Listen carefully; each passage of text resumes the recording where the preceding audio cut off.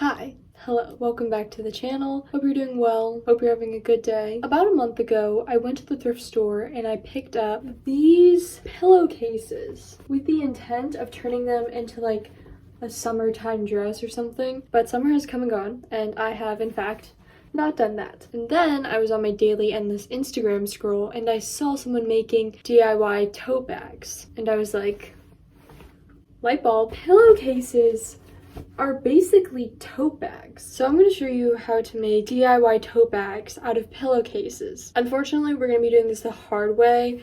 We are not going to just put straps on the pillowcase and open it and call it a tote bag. This is still like a really easy way to make a tote bag in my opinion. And you know, back to school season, you can make your own tote bag, bring it to school, and be like the mysterious girl with a tote bag, which is all I've ever wanted to be.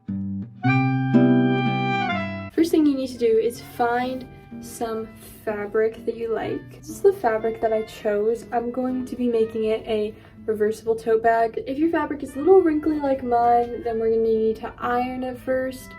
So let's go do that. Transition time. I hope you enjoy this angle because it's not going to get any better. If you're wondering what those strap things are, they came with the pillowcase on, which did make the process a lot easier. But don't worry if you don't have that, because why would you? I'll teach you how to make real straps.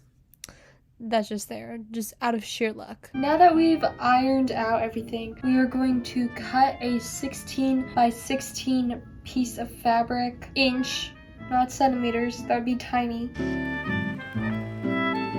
So once you've cut this piece out, you're gonna wanna pin the two pieces of fabric together because it's a pillowcase, you want to pin it together. And the reason we want to use two pieces of fabric for one side of each tote bag is because the material is a little bit too flimsy on its own. So this is going to give the bag some more structure, and it's also going to make it reversible. And you don't need too many pins really.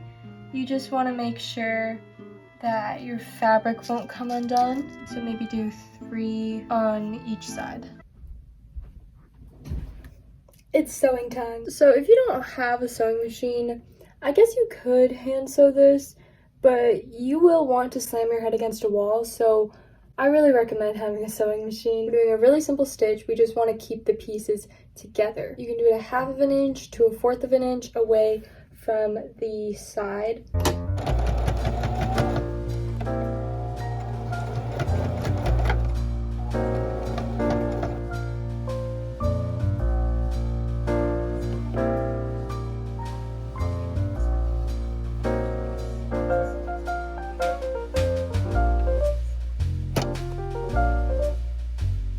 If you can see my face. Hi, I'm here. So now that we have finished sewing our pieces together, now it's time to assemble the tote bag. So if you want to make this a reversible tote bag, you're going to want to do a French seam. But if you don't, you can just do it how you would normally assemble any piece of fabric together, which is you put the outside sides together. So if I wanted this fabric to be the outside, I put these two together, and then you sew straight stitch down on these sides. And you know the opening of your pillowcase, it normally has a thicker seam section.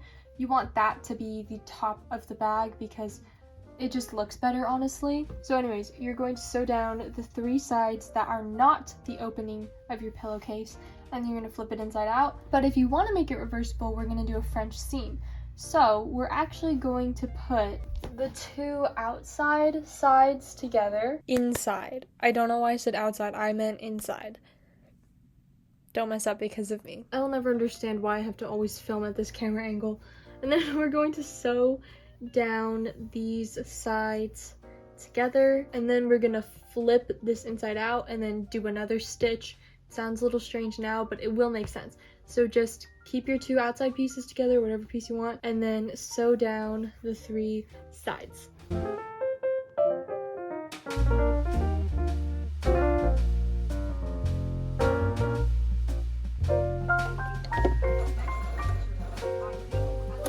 Hey! So I took some time to eat food, but now we're back. This is what you should have: a seam with a raw edge. So now what you're gonna do, flip your bag inside out. So really like poke everything out. And the next thing we're going to do is sew another stitch. And this stitch is going to effectively trap all of this loose edge here. So it's going to tuck the raw edge in, and both sides of the tote bag will have a clean finished seam. So you're going to want to sew 1/2 inch off from the edge, and make sure that when you do, you capture this raw hem. So you want to sew more in than how much hem you have. A good way to tell if you are sewing in the right area is that you should not be sewing on anything bulky. So if you feel yourself going over something bulky, then you've probably sewn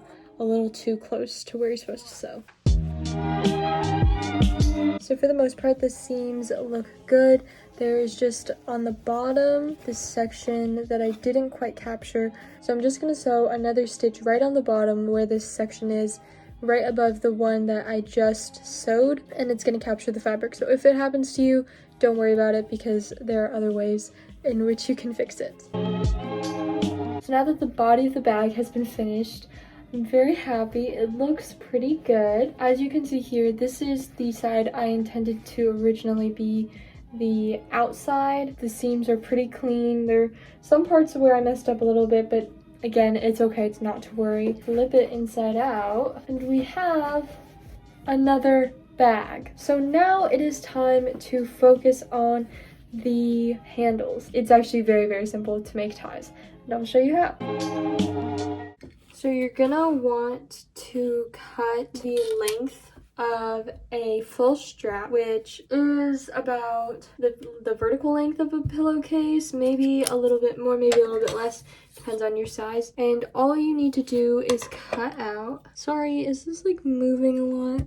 Sorry about the camera moving. 2 of the legs of my tripod are broken, but I'm not gonna buy a new one until the whole thing falls apart, because I'm economical like that. I'm gonna cut a strap here about this size, and you do want to have 2 pieces of fabric, which is why I recommend you just cut straight from the pillowcase. So now what you're going to do is you're going to separate the strands, and you're going to put them right sides facing together. So this is the right side, this is the right side.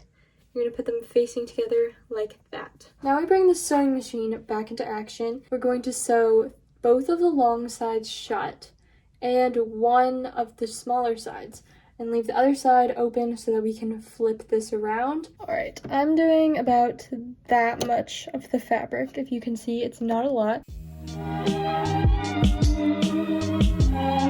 Now we have this opening, and we want to basically thread this thing through itself. So you're going to do this. It would probably help to have like a pen or a pencil of some sort so you can like jam it through.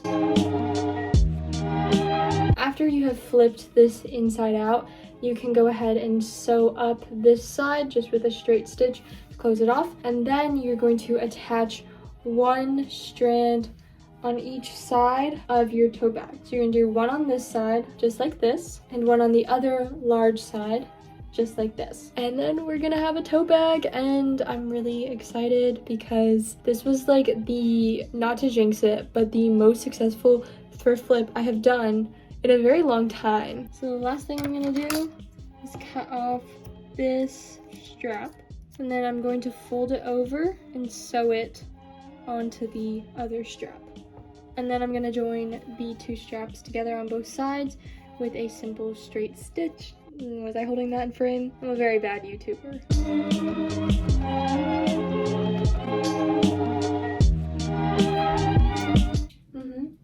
Yeah, I know, right? And it was like, oh, hey, didn't see you there. Were you just admiring my homemade tote bag? Why don't I show you what's inside? Sorry, gotta go.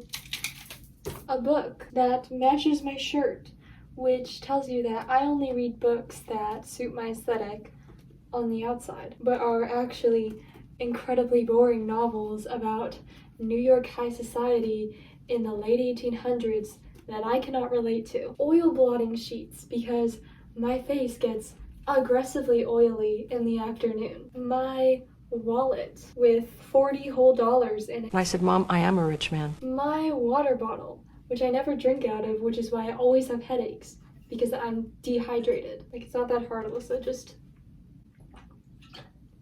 There you go. Problem solved. And lastly, my stuffed tamarin, Jennifer. Have you guys seen this animal before? It has a mustache. Like, for what evolutionary purpose was this? I am very curious to know. Does this make me cool? Say yes, or I will literally cry.